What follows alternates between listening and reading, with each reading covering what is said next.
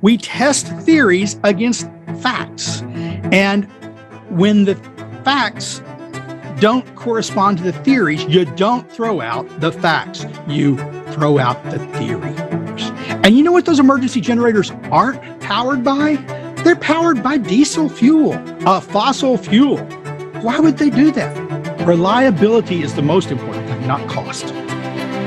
I want an adaptable society. An adaptable society is one that does not lock itself in to solving the wrong problem.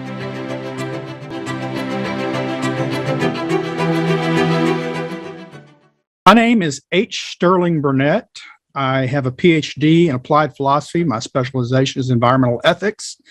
I have for, sadly enough, more than 30 years, part-time for about 5 years and full-time for more than 25, worked on environment, energy, and climate issues, which tells you I'm getting old. And I basically work from the premise that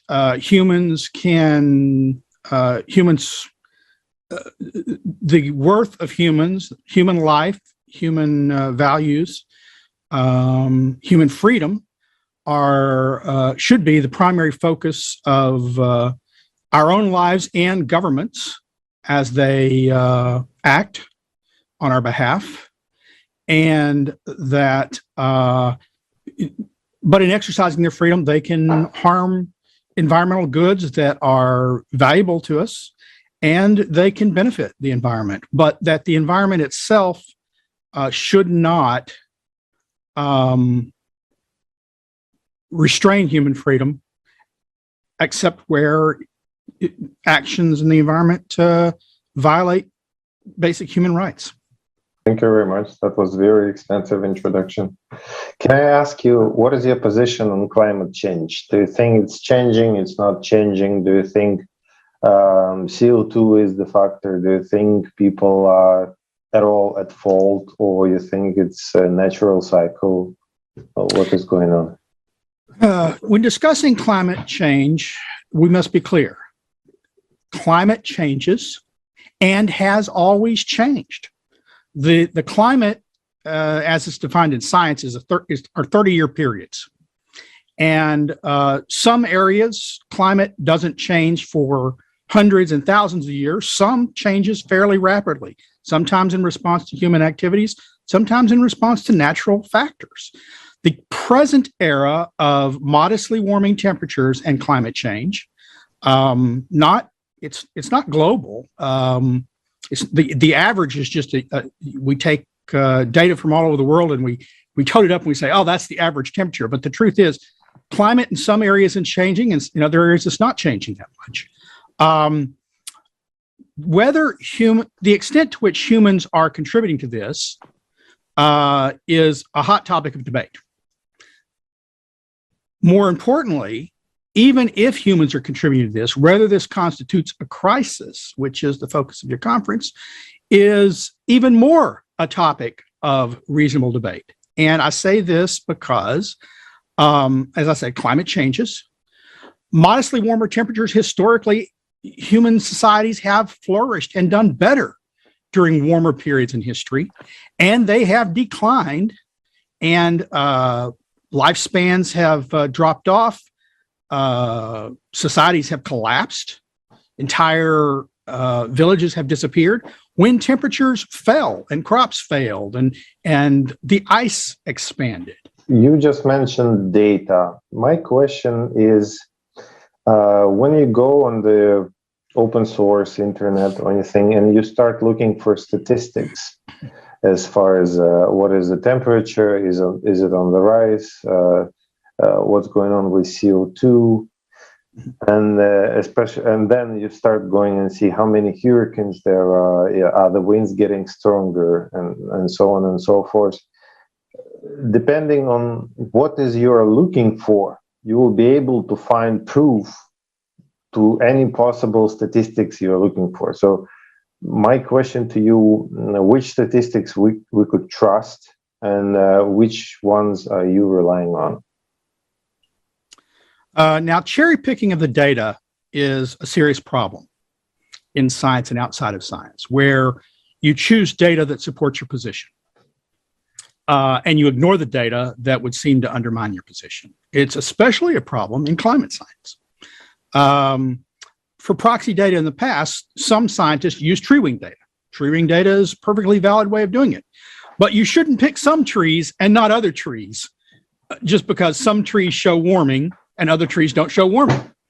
If they cover the same period of time and there's contradictory data from the full panoply instead of trees, you don't throw out some that confirm your hypothesis and accept others. Now, as I've said, there is very little doubt that temperatures have risen since at least the early 1980s. And they rose before based on, valid temperature measurements collected by temperature gauges all over the globe. I say all over the globe. We've actually improved the measuring system a lot in the last 100 years.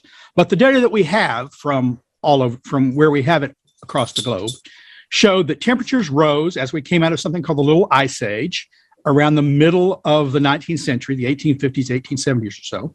So temperatures rose through the 1930s. And in the US, at least, we had our worst heat waves during the 1930s, the Dust Bowl. More than half the record heat temperatures in the US were set in the 1930s. They haven't been broken. There's 2 years in the 1930s that set more record heat than all the records that have been set since 2000. So it was warming then. Now, we hit a period from the 1940s through the late 1970s where the Earth was cooling modestly. And at the time, you saw a lot of scientific talk, discussions, papers, and front page headlines saying the Earth was cooling and we were facing the coming ice age. And then that changed and the year started warm again. And the world's governments through the UN formed the UN Framework Convention on Climate Change. Now, you would think that would be studying climate change, but they specified that you study the human causes of climate change. So they ruled out all natural factors. They said, no, we're not going to study whether the sun plays a role. We're not going to study whether volcanoes play a role. We're not going to study whether large ocean current shifts play a role. And we're not going to study, we really don't understand clouds, so we're not going to count them much. What we're going to study is human CO2 emissions because that's what we can get a handle on. And I'm sorry, but if all you have is a hammer, the hammer being greenhouse gas emissions, then everything looks like a nail. So everything caused comes from human emissions. That's not the way science is supposed to work. Mm-hmm. But of course, it was not a scientific body. It's called the Intergovernmental Panel on Climate Change, not the Interscientific or International Scientific Panel on Climate Change. That's because the people are appointed by governments and the governments have to approve the reports. That doesn't sound like a good way to conduct science to me. Excellent. What proof do we have that current climate change is not caused by humans? So the question is, to what extent is current climate change, which I don't know anyone who disputes is happening, is caused by humans and how we can prove it or not prove it? That's a difficult question. And they have tried to prove it through the use of what they called global circulation models, climate models for short. And what they do with these climate models is they insert what we understand about physics as a background. Then they make assumptions about what the climate would be like absent any greenhouse gas emissions and what it should be like with greenhouse gas emissions. But with a lot of technology, your outputs, in this case, the computer model simulations, of what future climate will look like, what present climate should look like, are only as good as the data you put into it and the assumptions you make. It's garbage in, garbage out. If you make faulty assumptions or incomplete assumptions, if you don't put in data, or if you have to because you don't really understand not just data, but sort of the physical properties of how the Earth operates very well, so you have to leave out large physical factors, your models are going to be weak because they're only as good as the accuracy of the stuff that's put in them. And global general circulation models are weak. They have, since their beginning, over-predicted the amount of warming that we have and should experience with the additional units of CO2. In part, that's because they make assumptions about the sensitivity of the Earth's climate to additional units of carbon dioxide and other greenhouse gases. And based on their outputs, we can pretty confidently say those assumptions are wrong, that models are oversensitive.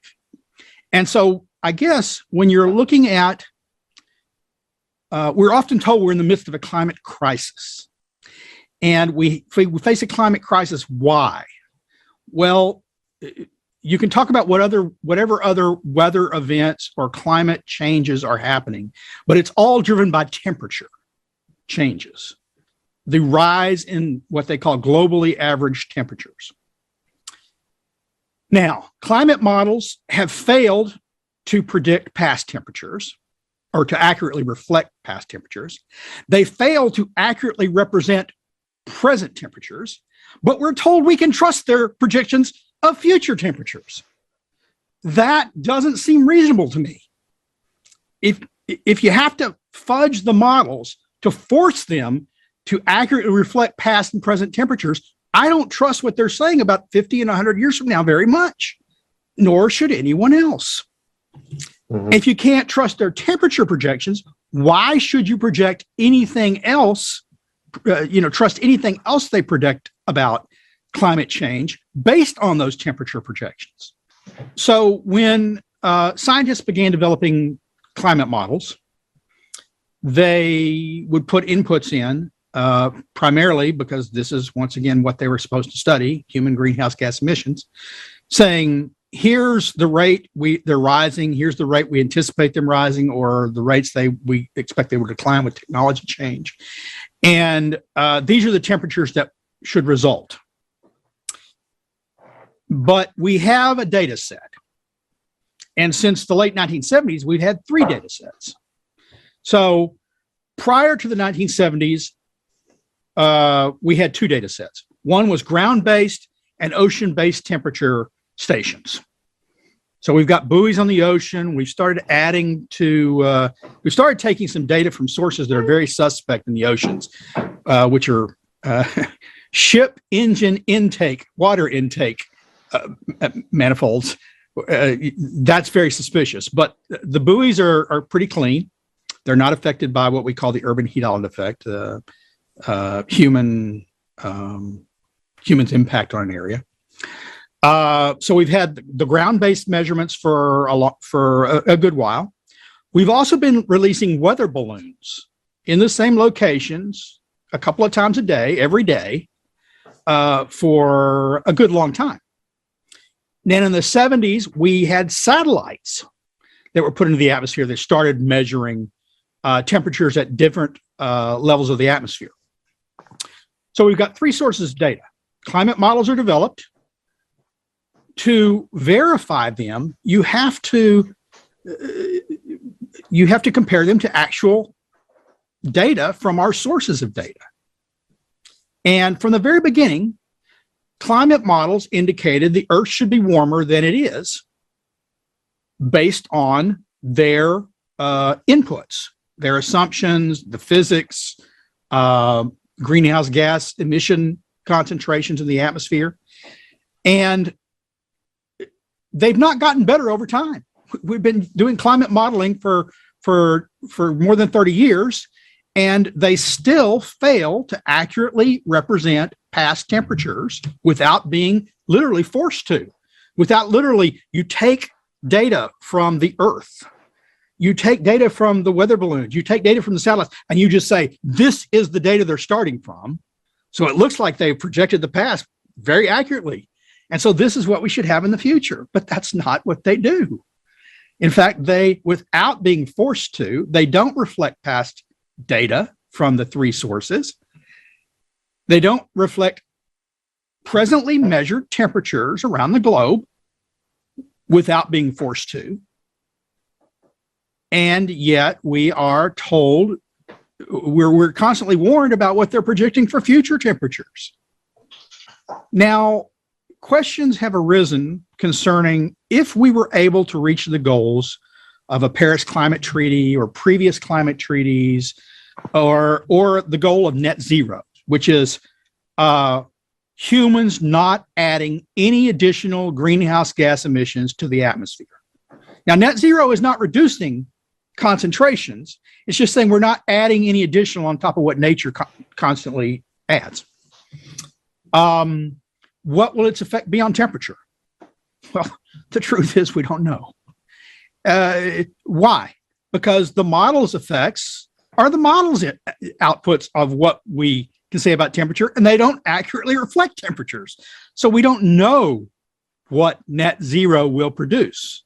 Will it 100 years from now peak global temperatures at 1.5 to 2 degrees of warming, which is what the goal is? The Paris Treaty set the goal of keeping globally average temperatures below 2 degrees rise as far as possible, hoping for 1.5.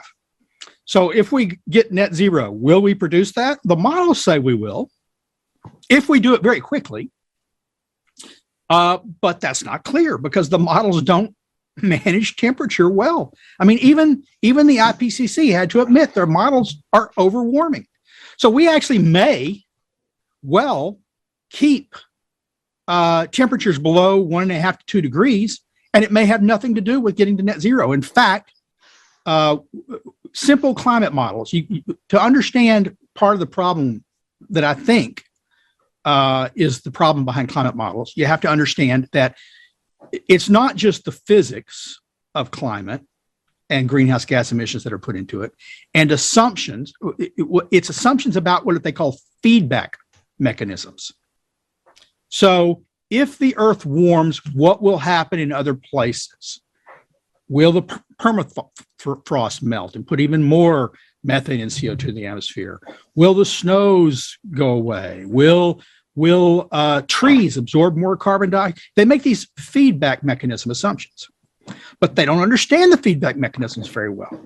And you can read the scientific literature and know that, because every day, almost, either a press report or a scientific report comes out projecting different futures for the same regions for 100 years into the future. So will monsoons be worse in India, or will they be better in India?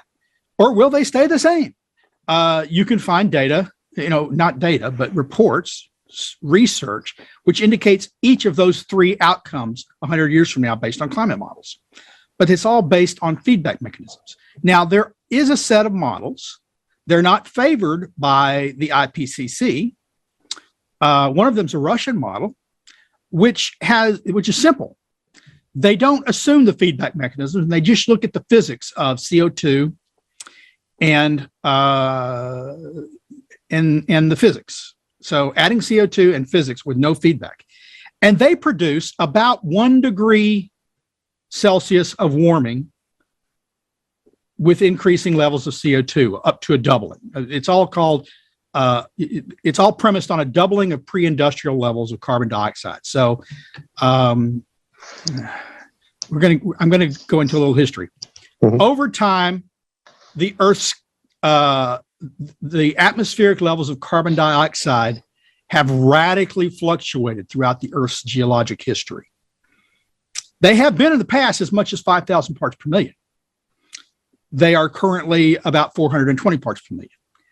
So over long periods of time, they have fluctuated, but in general, they have fallen. The CO2 has been absorbed into the Earth's surface through plants and roots and soil. They have formed carbonaceous rocks, which are limestone. And most of the Earth's CO2 that was there when it was first born has been absorbed in that way.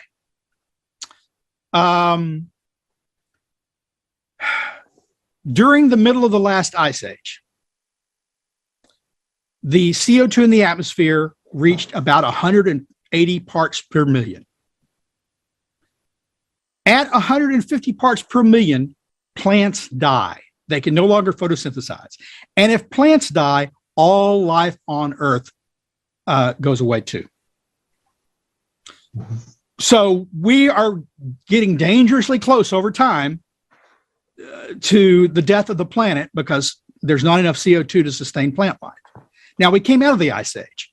And when they did, as has happened in previous interglacial cycles, periods between ice ages, CO2 rose dramatically.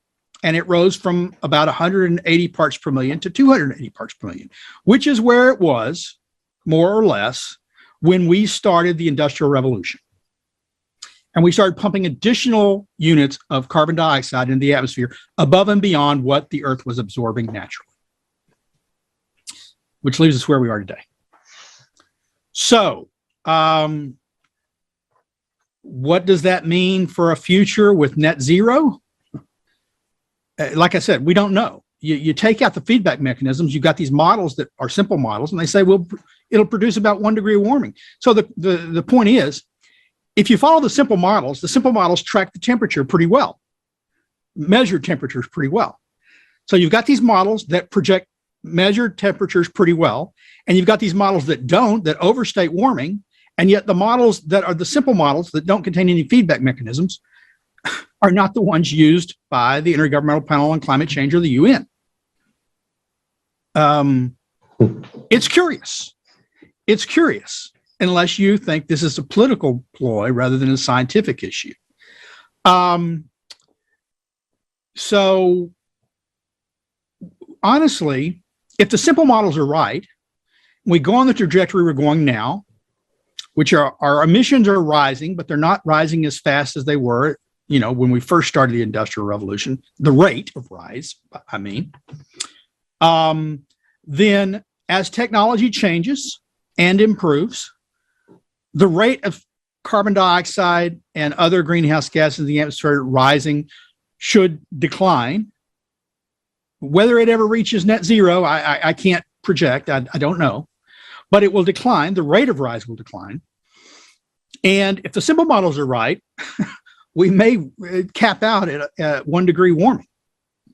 And my suspicion is if temperatures cease to rise, the people who claimed that we were causing the end of the Earth through CO2 emissions will say, see, if we hadn't acted, we would have disaster, but thankfully we acted. And it's like, well, that's convenient. You did what simple models said would happen, and it produced those results, and now you're claiming credit. It seems like we are being pushed into believing that CO2 is the factor. So basically, somebody is looking to blame us for climate change. What do they have to gain from it? Is it true? Is my statement is true? And why would they want to do that to us? So why would people want us to believe that carbon dioxide emissions are bad for the planet when they're demonstrably not bad for the planet? Once again, we're all carbon-based life forms. Without carbon, it's over. Game over. Plants need it, and they're thriving under it. But they want us to believe that carbon dioxide, that they have a God's eye point of view. They stand above it all, and they look down and they say, this is the optimum temperature. This is the optimum level of carbon dioxide. We know that. Well, first off, I don't have much faith in people having, if any person or a group of people, having a God's eye point of view and knowing that. But I could be wrong. Maybe there is an optimum temperature and an optimum level of CO2. I don't know who knows it, but I could be wrong. And so if I'm right, however, the question is, if the data is what it indicates, the question is, why would you push to end carbon dioxide emissions? Not just carbon dioxide emissions, various other things, some of which are, traditional pollutants. I wouldn't be happy to bring them in very often. Anything can be a danger. Water is a danger. Now, and I'm not just talking about drowning. I mean, we all know if you ingest water the wrong way, you breathe it rather than swallow it, you're going to die unless you've sprouted gills and now you're a fish. But you can drink too much of it. It can it could mess up your electrolyte balance and you can die. You drink it the right way and there's just too much of it in your system. Well, that's true of CO2, but it had to be much higher than any levels anyone's reasonably expecting. So it's not the traditional pollutant. It's not toxic at the levels we're seeing. They call it a pollutant because they say the accumulation in the atmosphere is causing climate change. Why would they do this? Okay, I'm not a psychologist, don't claim to be one. I can't get into people's, I don't know how other people think. I can't get into someone else's head. I can make assumptions about why they do what they do based on a variety of factors, but I can't know it. So there are some people who I believe really believe humans are causing dangerous climate change and really, or really believe, even if they don't think humans are causing dangerous climate change, they love the environment, a particular time slice of how the environment was, or they'd like it to be in history before European conquest of the North American continent, before the Vikings, pick your time period. They think that's the way the earth should be. They have a moral vision, a normative vision of the way the world should be. And they see industrialization, which involves CO2 emissions, as interfering with that moral vision coming about. And so they've leapt on the climate bandwagon, or they really believe it. So there's one group of people that really believes humans are causing climate change and it's bad for humans or the environment. There's another group of people who see it as a cause to obtain other goals. So they want to talk about social justice, or they want to talk about gender equity, or they want to talk about getting rid of capitalism because they hate capitalism and they like socialism. I think that's because they think they'll be in charge if under a socialist regime. They won't be under their own thumb. So they're using climate change as a cause to reach other goals. Then there are the politicians. I don't know. Most politicians that I know are about power. And they may be about power for their own gain, or they may be about power because they are paternalist. They have a vision of the way the world would be, and they think it would be better. And they're willing to force that on you because they think you're not smart enough to know how to live your own life. And if you only did what I wanted, if the world were only like I would design it, you'd be happy. You'd be in paradise. You don't understand that. You're not smart enough to understand that, but I am. And so you got two types of politicians that do it for gain, politicians that do it for paternalistic reasons. And then you got a very small subset of politicians who are really there to help people follow their own lights and thrive and flourish. But I think they're vanishingly small. And I think even some who started out that way, just through the political process, are ground down to become one of the other two. The scientific community, well, I don't know. Some scientists, I think, really believe it. Other scientists, I think, do it out of fear of what their colleagues think. Imagine you came up in the last 20 years as a young climate scientist, and you do your data, and it doesn't show climate change is happening. First off, you're having a difficult time getting published because journals don't want to hear it.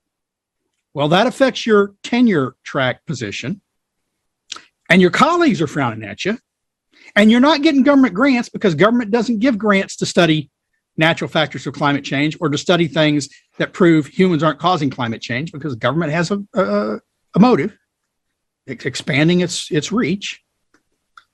So you're in a bind.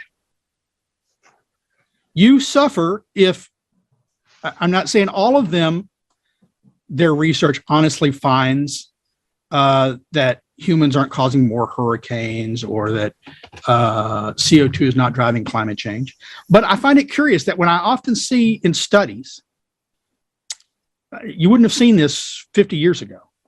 A study is done and it says, there's a fear humans are causing climate change, and that's going to affect X, Y, or Z.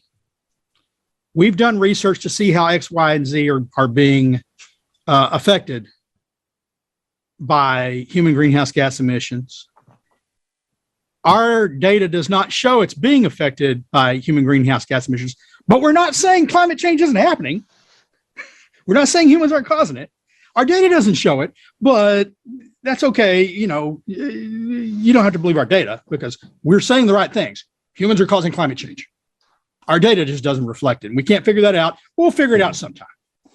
So I know many authors who've been suppressed, and I know researchers who've left the field because they feel like they can't give their honest assessment and get it either published or get tenure because their colleagues are raking in huge sums of government money by saying humans are causing climate change. And I guess that's the last point on that, is that more money has been devoted to climate research in the past 15 years than was devoted to climate research cumulatively worldwide prior to that. Billions and billions, if not trillions of dollars, have gone into climate research. And that goes away. I'm constantly told the science is settled. Well, if the science is settled, let's just move on to policy and stop funding the scientists because it's settled. I don't know any scientist that says the science is settled and we need no more money because we've got the answers. I don't know that scientist. Mm-hmm. The science is settled, but we need more money for research. That's the scientist I know. And that is hypocrisy. We've answered the questions, but we need more money to continue studying the questions. That doesn't work. So what I would like to ask you is that to come back to this pro-CO2 or against CO2. And nowadays we see that it is becoming more than politics. It is becoming more like religion. And is it the way to get to the bottom of this by having constructive discussion?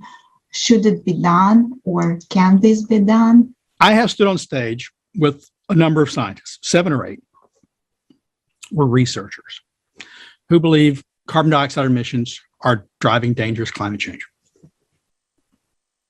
And so I test whether it's a science or a religion, because it seems to be a religion to me.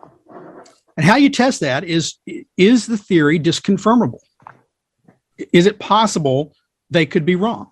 And so I ask them, I say, look, I know what it would take for me to believe that humans were causing dangerous climate change. And I asked them, what would it take for you to believe the theory is wrong that humans are causing dangerous climate change?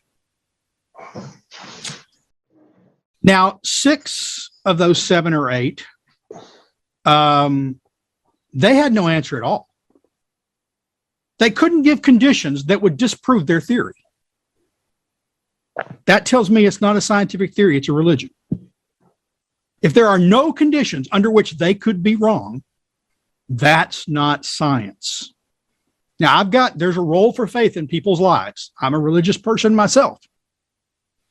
But I don't let my religion cloud my fealty to the scientific method, which says any theory can be disproven in theory, at least. And the more likely, the more that a theory's projections of what should occur if something happens are accurate, then it's more likely to be true. but something could come along to overturn it tomorrow.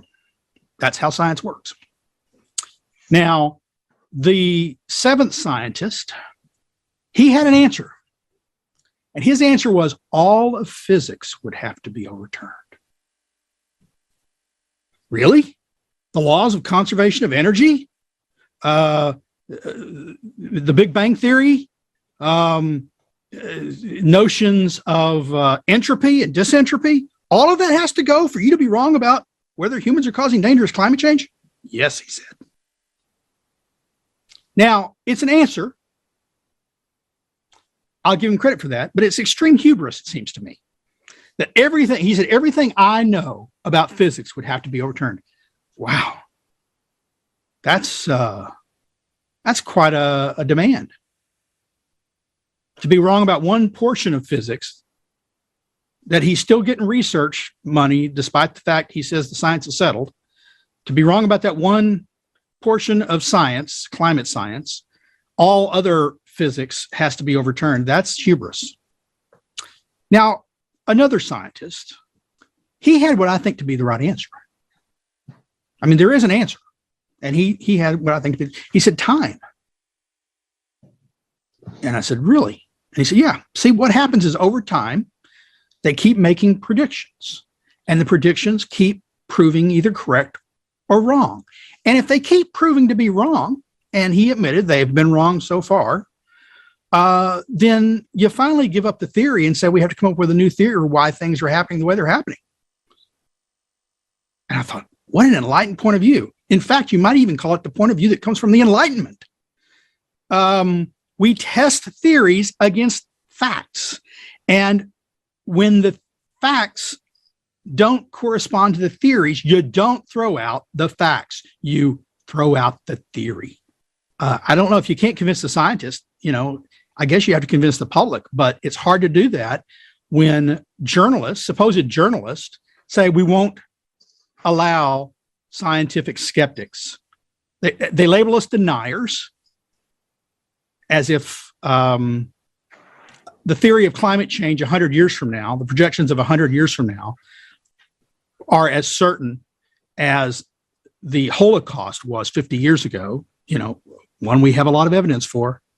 A lot of bodies piled up, a lot of pictures, a lot of memories stored, facts, and the other is projections. But they think the projections are as solid as that. You got to convince people that it's not. That they're fair. That I won't say they're fairy tales, but they're scare stories. Mm-hmm. Look at what is accomplished, and then you ask yourself, what's accomplished if we get rid of CO2? Well, if we really get rid of it, we're all dead. Now, we do know we can take CO2 out of the atmosphere. It doesn't have to linger in the atmosphere. We have methods of doing it. They're just expensive. And then the question is, okay, since we know how to do it technically, and we have the technology to do it, at what expense do we reach net zero? How much are we willing to spend to reach net zero through removing carbon dioxide from the atmosphere? And that's not a question, it seems to me, of dollars and cents. That's a question of opportunity costs.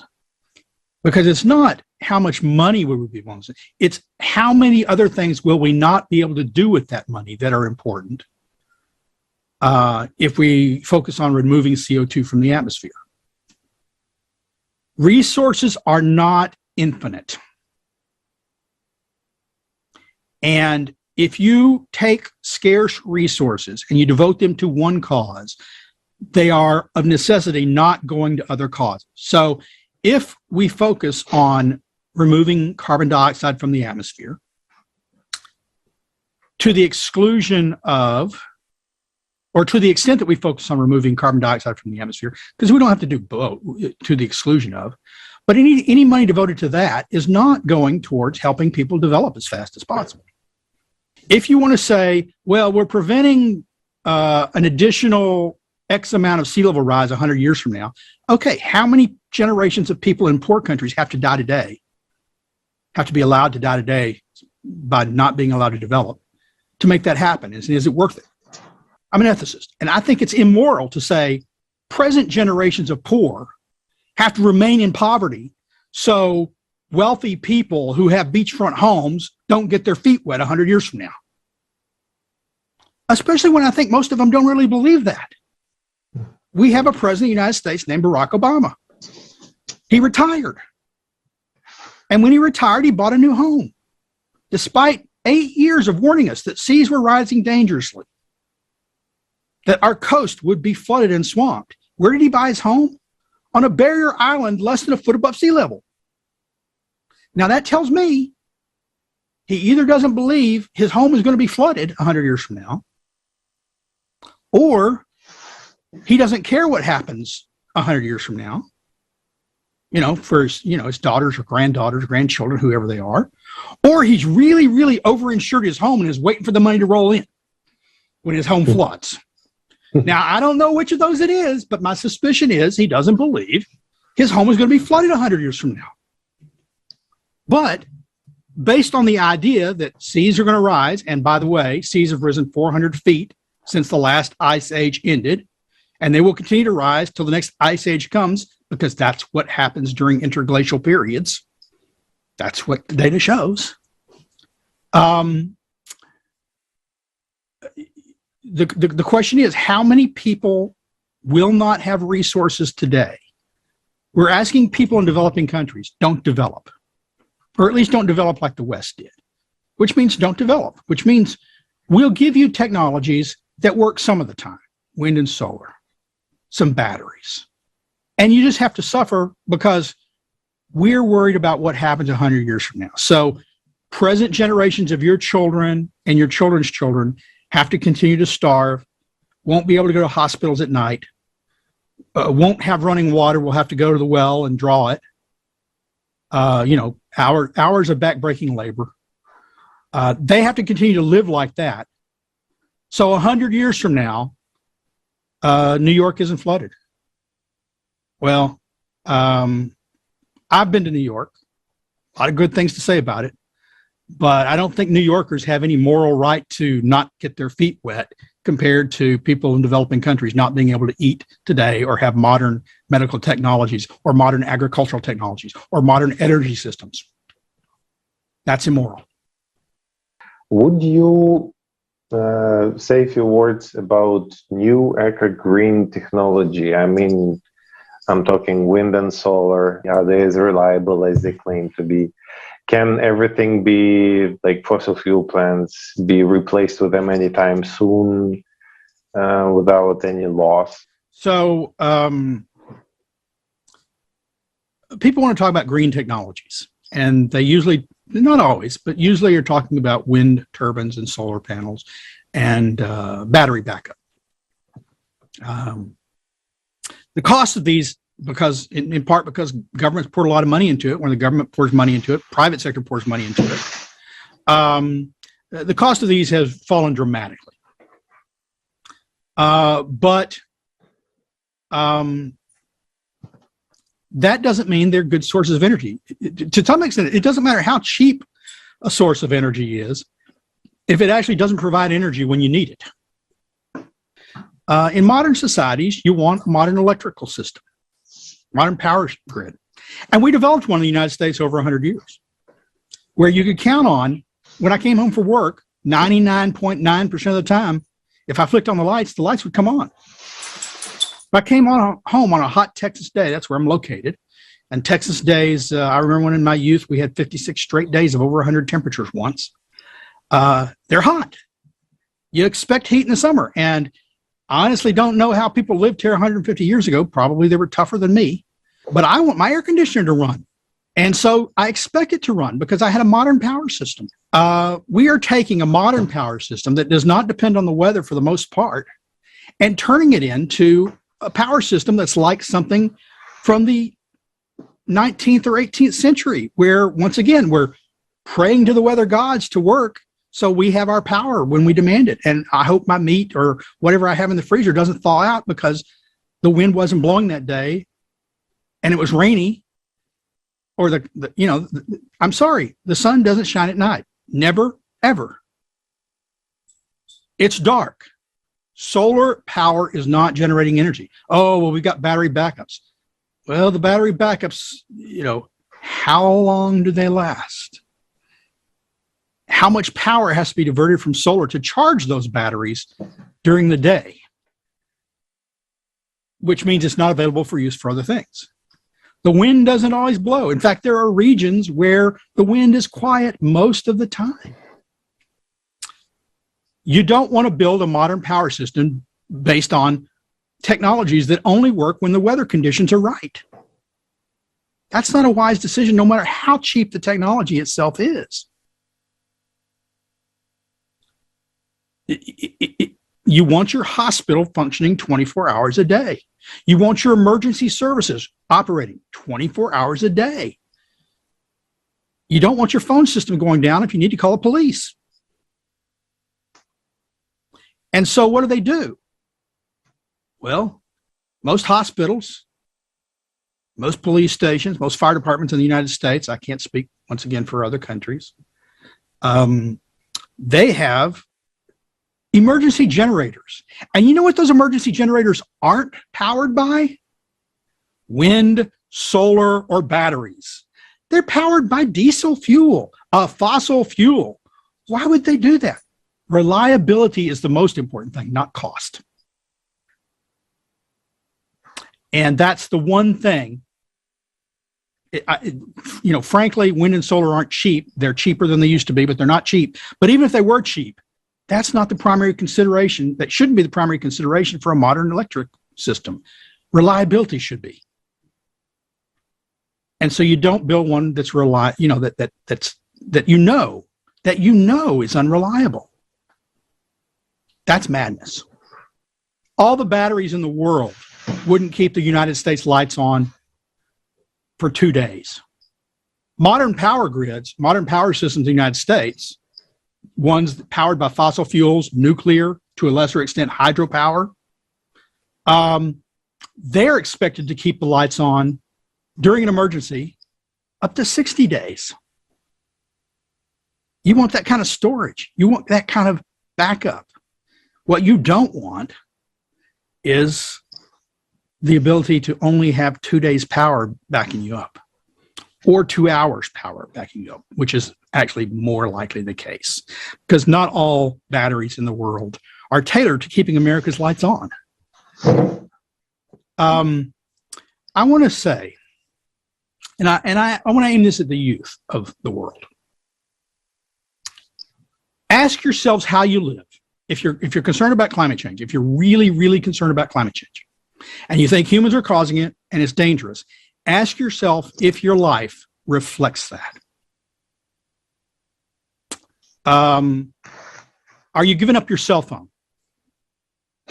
Because if you want to get rid of fossil fuels not only just power that cell phone, charge it, but the very plastics that they're made of are made from petroleum products.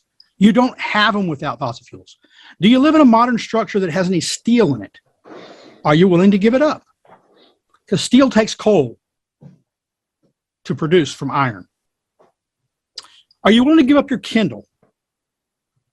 Anyone who uses any of these technologies, who relies on them daily, I can't imagine trying to take my cell phone from my niece, no matter how worried she may be about climate change. I'd probably get clubbed about the head and neck if I tried to take the cell phone. I'm trying to save you. I'd say, I'm trying to save you. I don't want you to die from climate change. Leave my cell phone alone. I can see it now. I'm going to get beat. Does your lifestyle reflect your belief? And if it doesn't, either re-examine your lifestyle or re-examine your belief.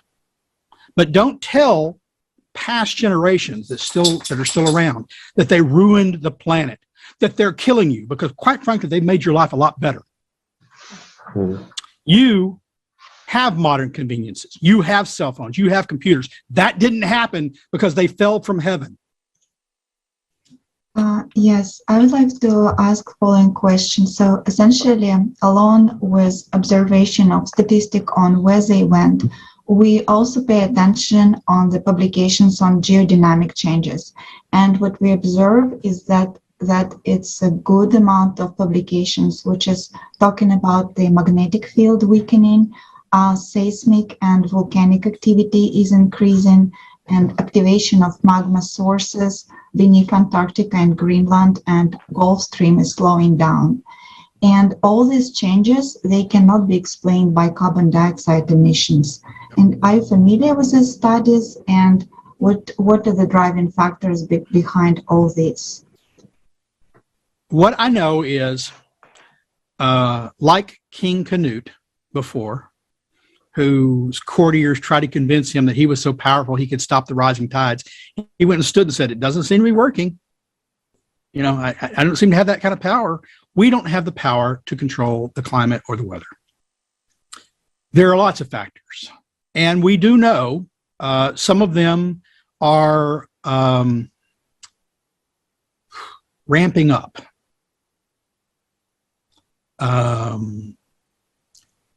I don't understand all of them. I've seen research that indicates the Gulf Stream is speeding up, but I've also seen research that says the Gulf Stream is slowing down. I don't know which is the case. I do know, because I've studied this a lot, that volcanic activity, subsurface volcanic activity in Antarctica and even in parts of Greenland and Iceland are contributing to the melting of the glaciers there. That is not controlled by CO2. We don't control the ocean currents. We don't control the magnetism of the Earth and how it shifts or can shift over time, magnetic poles. We don't control our orbit. Now, maybe this is why the Intergovernmental Panel on Climate Change and the UN Framework Convention on Climate Change focused on the human causes of climate change, because there are so many factors that affect stuff that we don't control. But that doesn't mean that just because that's what we're studying and that's what we're focusing on, that we have that control if these other factors are at play. And they almost certainly are. So we need to understand them, because the most effective response to a changing climate is understanding what's causing it and preparing for it. If you can't control the causes, you prepare for the worst possible outcome. And to the extent that you can, well, you do what you can. We don't control those things. And they're really what's driving. That's why we should study them. Because if they're really what's driving climate change and we think it's bad, we should know that too. Rather than expending a lot of resources trying to control CO2, maybe we should spend a lot of resources hardening ourselves, making our societies more adaptable to whatever climate change occurs, whether the weather becomes colder or hotter. I want an adaptable society.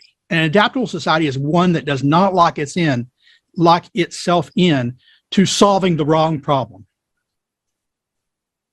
Wonderful. Thank you. Amazing answer. Yeah, thank you. It's a really, it's a really great answer. Thank you very much, Dr. Burnett.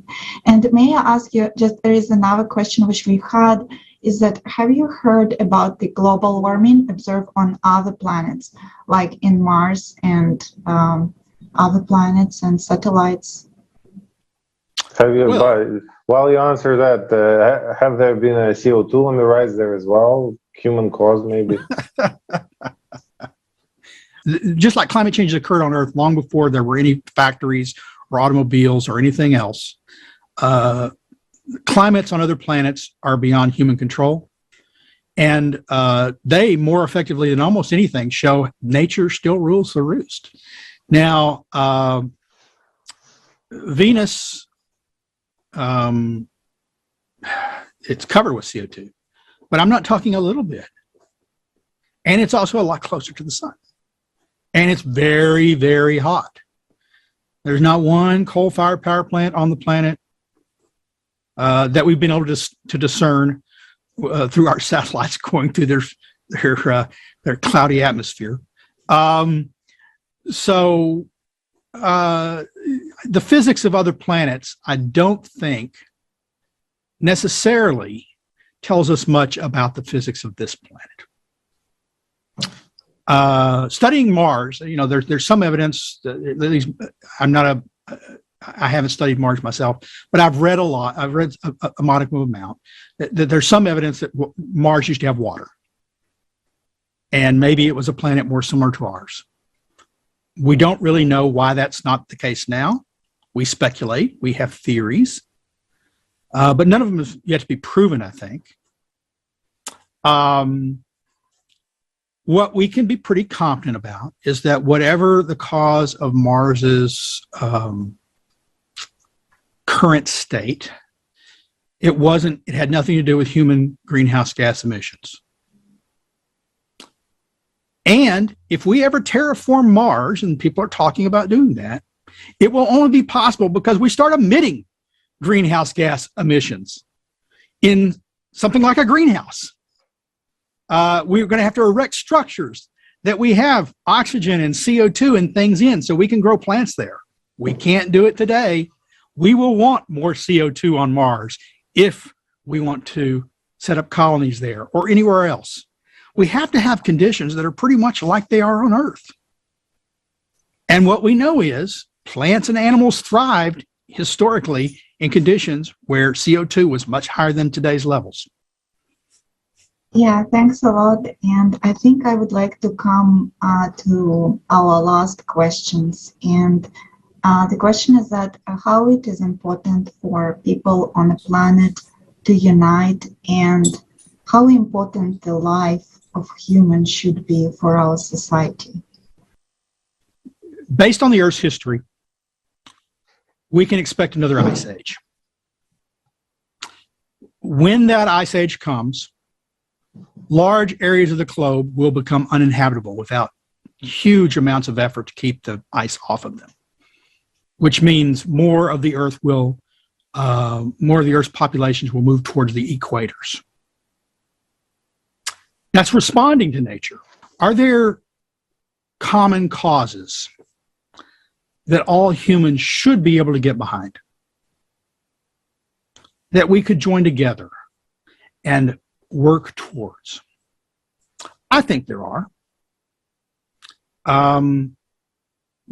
Reducing poverty in developed and developing countries alike. Reducing hunger in developing and developed countries alike, because even in developed countries, there are pockets of hunger. Helping people find housing, and more importantly, helping people discover ways to deliver to themselves meaningful lives. People can't give you self-esteem. You have to earn it. Work helps you develop self-esteem. Work helps you develop meaningful lives and helps you dream of better things for yourself and to be able to deliver better things for yourself. So helping people find meaningful work. Technologies do that all the time. They sometimes destroy older industries and create new ones. But we're on an upward trajectory if we don't shoot ourselves in the foot. The Earth will be around and life will be around long after we're gone unless we do something to screw it up. And human greenhouse gas emissions are not that thing, because CO2 has been beneficial for life on Earth for as long as life on Earth has existed. I do appreciate everything you've said, and it's been a pleasure. Thank you very much, sir. Well, I appreciate y'all having me on. I appreciate you reaching out. Thank you very much, Dr. Burnett. I would say that it was really amazing conversation. No lie lasts forever. Truth always triumphs. Now is the time for the truth. We will give you the facts of historical deception of all of humanity. In the year 1992, a 12-year-old environmental activist, Severn Suzuki. I am fighting for my future. Losing my future is not like losing an election or a few points on the stock market. I am afraid to go out in the sun now because of the holes in our ozone. I'm afraid to breathe the air. The year 2018, a 16-year-old eco-activist, Greta Thunberg, How dare you! You have stolen my dreams, my childhood, with your empty words. On my generation, sucking hundreds of billions of tons of your CO2. Interesting, isn't it? An old song written by the Cooks of Lies has been played again after 27 years. So what is the reason for such ardent performances by young eco-activists? In 1989, the Montreal Protocol was signed. The major scarecrow for people was the ozone holes. This scam destroyed the world's refrigeration industry and allowed billions to be made on this swindle. The ozone holes did not disappear, but the pockets swelled with dollars. 97, the Kyoto Protocol was adopted. The main problem is the infamous CO2. Greenhouse gases are now a new commodity. As the total climate finance average in 2019-2020 alone amounted to $632 billion US. A new global scam that is profitable for those cooks in the kitchen of lies. These subhumans exploit children, pleading for sympathy. Aren't you sick of it? To slurp down a stinky broth of lies and pay for it with your hard-earned money. The climate fight today is a big, cruel business. We are forced to toil away for food and shelter and to pay for air. The climate attacks and kills us mercilessly. It spares no one and takes no money. Cataclysms are escalating rapidly, and they are becoming stronger and more synchronized. Let's not be silent any longer. It's time for the truth.